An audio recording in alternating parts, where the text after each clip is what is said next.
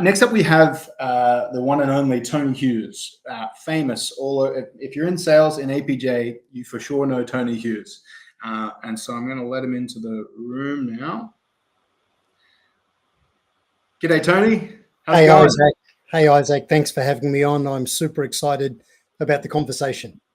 Thanks for coming, mate. It's an absolute honor to have you here. And for anyone who doesn't know, Tony's got multiple books out, hundreds of articles. I remember you were saying a while ago you were doing an article a day for a while. So loads and loads of wisdom. And we've got 20 minutes to talk through some of the key bits, practical lessons learned.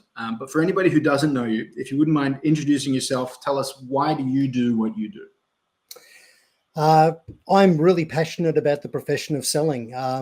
The selling role or function in an organization is without doubt the most important thing that goes on in a business.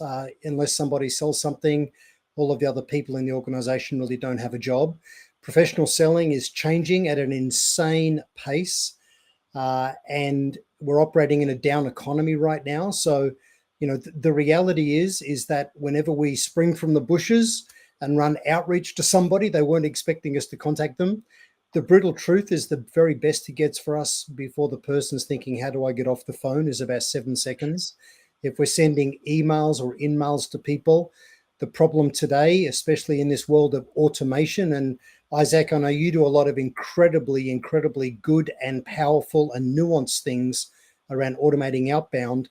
But a lot of people are automating in a really clumsy way, and they're burning through their list really fast. They're having their domain blocked. Buyers today are just being bombarded. So to find a way to be the signal amidst the noise is really the challenge for people. So how do you do that? How can you be the signal amongst the noise? I know that if you're even a junior rep at a company, if you're a very senior rep at a company, irrespective of where you are, you get 100 emails a week. You get all these connection requests. You get all this noise. So how do you be that signal? What's a thing we can do today to try to stand out tomorrow? That's such a great question, Isaac. The key is really relevance. So if we've never had a conversation with anybody previously, unless we appear relevant to them, unless we have contextualized the reason we're contacting them, unless we've done that effectively, then we'll just be perceived as more noise. So whether you're a sales leader that's in this session today, or in sales, frontline sales, whether you're an account exec running the whole sales cycle, but nevertheless need to build your own pipeline, or maybe in inside sales creating opportunities, there's a few things that's key. The first is, the real enemy for all of us with our own success and an impact in the market to be able to help as many people as possible, the real enemy is lack of time. So what we need to do is to focus really well. So I just encourage everybody, have clarity about what your ideal customer looks like. Have you defined your ideal customer profile? In terms of firmographics, what does the organization look like? Typically, they'll be in particular industries. They'll be in a certain size range, maybe in certain geographies. The next thing is psychographics. The psychographic that we're looking for most of the time is growth. We want organizations that are growing. They're typically looking for ways to be more efficient. They've got the money to invest. And then the third element is technographics. What are those technical attributes about an organization that would indicate we coexist well with some other technologies, we replace other technologies well, maybe certain technologies give us an idea about mindset. But be really clear, because the whole world is not a prospect. I really enjoyed what Kieran said with one of his customers that did pizza. Hey, my ideal customer profile is someone with a mouth. Well, fine, but for most of us, time's the enemy, so we need to focus where there's highest propensity to buy. The next thing on the back of ICP is to really be clear about the buyer personas, those roles in organizations. So this is very much business-to-business selling, but the roles in the organizations that we sell to, and understand how are they measured in their role, what are the stresses and pressures that they're under, what are the outcomes they're trying to drive, what are typical problems they face. And then if we understand ICP really well and buyer persona well, then we can add the third element, which is nail the narrative. And there's some key important things about that, but I was sensing maybe you had a question about those previous two. No, and even just thinking about it. So I feel like the messaging here is, it's easy to become part of the noise, but to really do your due diligence and drill into the ICP, understand the technical requirements and the recent stories and things that are happening before going out to them can help you become that signal. Yeah, that's absolutely spot on, Isaac. And if we're clear about our ideal customer profile, and then we start to build lists against that ICP, and then identify the buyer personas in organizations we need to engage inside those organizations, we'll have either a big list or maybe a small list. If it's big, we then look at segmenting that list and thinking, well, which are the ones with highest propensity for success where I can help them? Where's the lower propensity, or maybe the smaller the prize in exchange for all of the effort? So you might segment the list and use automation, in maybe 60% of the list, and go deeper with the other 40%. So just really important to be clear about who am I targeting, what are their preferred channels, truly understand those people we're selling to, and then based on that, nail the narrative. So because we've got that 7-second attention clock ticking down, if we think about an in-mail or an email that translates to less than 18 words, if we don't show relevance and context quickly, if we don't hook a level of interest, people tend to skim and then be out. I know for myself, I've got 330,000 followers and first-degree connections in LinkedIn. So every time I open LinkedIn, there's this fire hose, just this torrent of outreach being pointed at me, and I'm just going through and skimming. So anything that's long, typically busy people just won't read it. Anything that looks like it's spam or a sales pitch. So we have to show relevance and context. And part of all of this is to work within the hierarchy of communication in how leaders engage. So most of us as sellers, even as entrepreneurs or business people, it's perfectly natural that we want to talk about who we are, where we're from, what we do, and how it works. And yet that 7-second attention clock ticks down and they're gone. They're gone mentally, even if they're still on the end of the phone. So we need to flip the script, reverse the order. Instead of going bottom up with our capabilities and then trying to link that to something that we think would matter to them, instead of that, we reverse the order and we go top down. And at the top, we start with the result. What's the improved result that we think they may be able to drive? It's relevant to them in their role, and it will monetize really strongly for their organization. So then it's a priority. We need to build a point of view around them driving an improved result in their role. And when they ask us, well, how do you think I'd be able to achieve that result? Most of us fall into the trap of then talking about our capabilities. And what we do at Sales IQ Global is we help sales teams understand the next layer is to talk about the strategy that drives the result. Talk about the strategy that drives the result. And then we ask questions that identify any gaps, not typical gaps in maybe tech if you sell tech, not gaps in technology or capability, but gaps in results. So if we believe that a particular industry achieves a certain level of results, and we ask them how do they feel they track against their peers, now it's a more of a consultative conversation. And we're asking questions that what we describe as lead to value, questions that lead to value. They're thinking about the value in change. Because one of the biggest problems sellers have got at the moment is most sellers are good enough to generate a level of interest, but they're not good enough to generate real intent in the customer organization to invest in any form of change. So if we can lead with, in essence, the business case for change, instead of, hey, I've got this really cool attribute in the thing that we sell and it's better than other things you might have, just because something might be a little better is not a reason to change. So nailing the narrative is really, really important. Did you want to dig in on any of that in more detail, or are you happy for me to move on? Yeah, I think this is by far the most common thing, or the most common problem that I see with most salespeople is they've got all this knowledge in their head about what they're selling and what they're doing, and it's just this typical show up and throw up, right? I want to get it out there. I want to get it out there. But like you said, you've got so many messages every day. If it's not about me, the prospect, you're just not gonna read it. And so the power of discovery and asking the right questions to really drill in and build a business case is so key. What would be some? Do you have some practical tips for openers? How do you get people to open up about these problems, even though they don't even know you, right? You've started a conversation, maybe they're open to chat, but you'd like to build that business case some more. What are some ways that we can get people to open up? Yeah, so the language of leaders is relevance and brevity, is really key. And Isaac, maybe to give an example from your world, which is sales and marketing automation, for example, and helping people really grow revenue. Just as an example, imagine you sold, for those watching this, imagine you sold marketing automation software, and you were targeting your ideal customer profile is a fast fashion online retailer, and you've got this marketing automation software.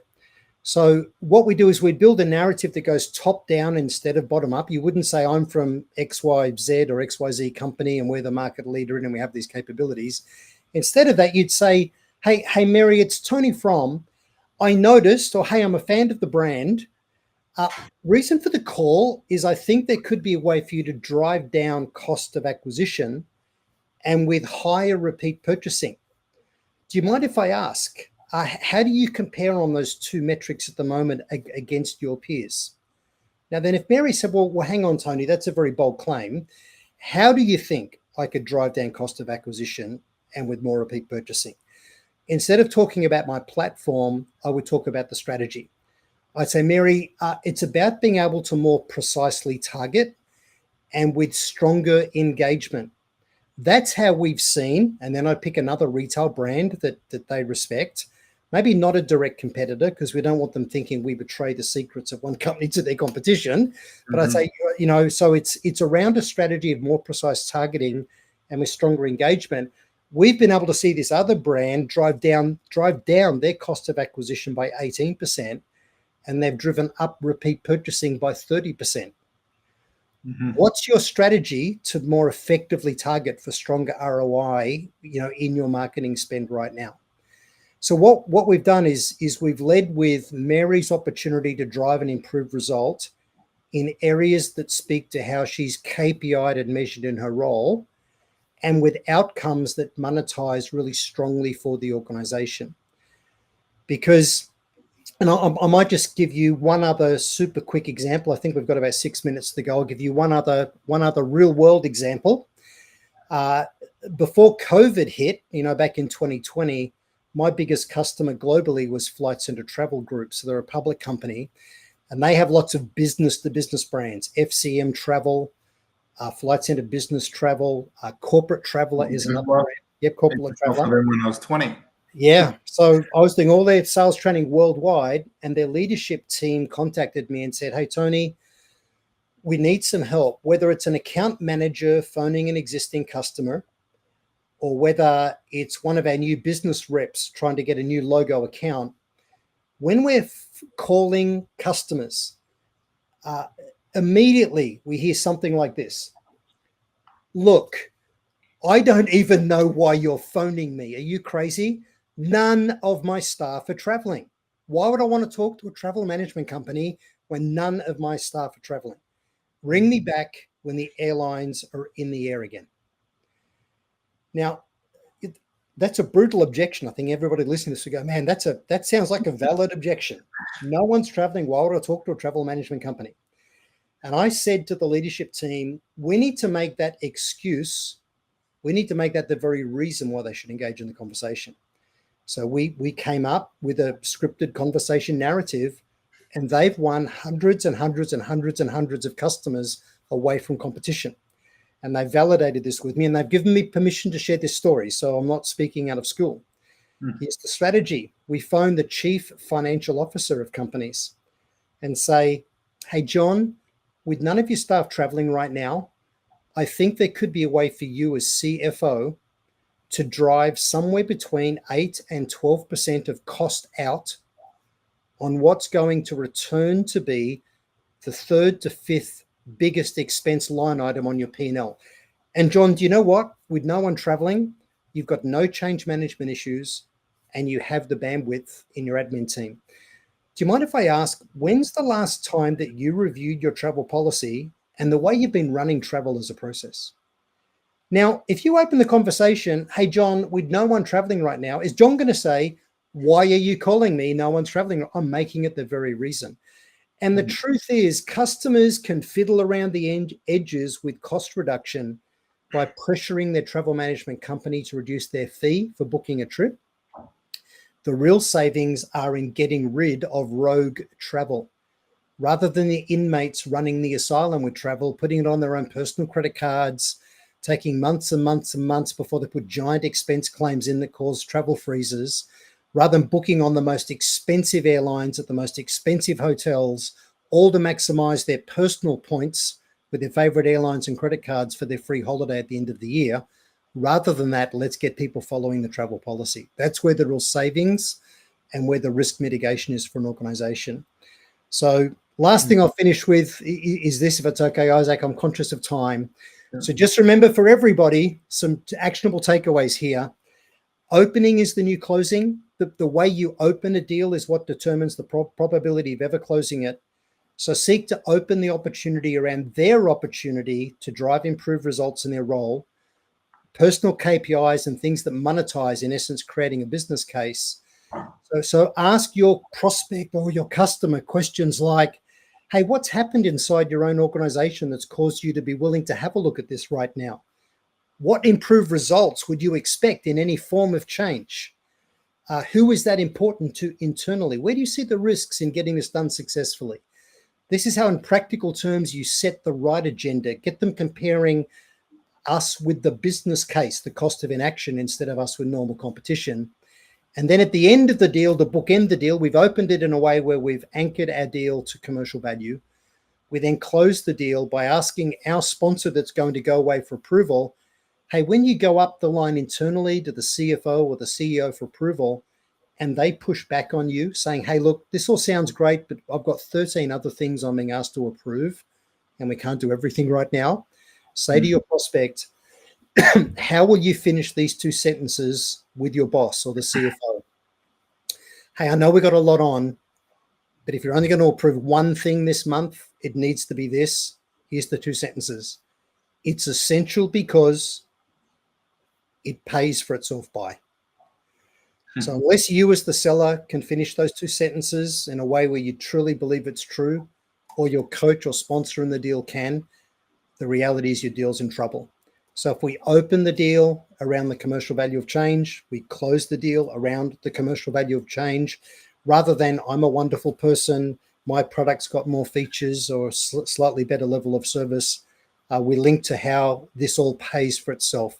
If you use BANT as a qualification acronym, budget, authority, need, and timeline, I just encourage you as a last thing, the B in BANT stands for budget. Replace budget with business case. No one ever has enough money when they go to market. And their lack of money, their inability to sell the business case internally shouldn't be made our problem with the discount. Co-create the business case. Isaac, thanks for having me on. Very helpful, Tony. Thank you so much for taking the time.